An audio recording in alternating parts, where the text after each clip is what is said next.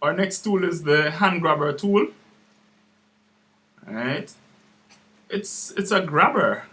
You click, mouse click, and press, and you just move it around.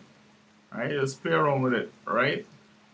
Now, what the function of this is really for navigating through a score.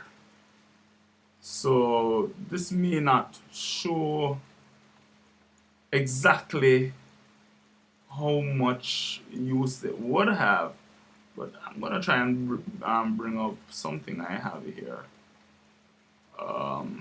that is of a much larger nature than that. So in going through the score, you're scrolling down, finding a certain bar.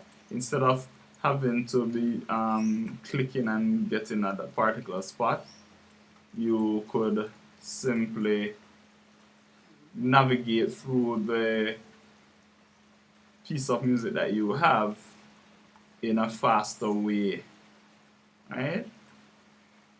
Moving it in all directions anywhere that you would want to navigate.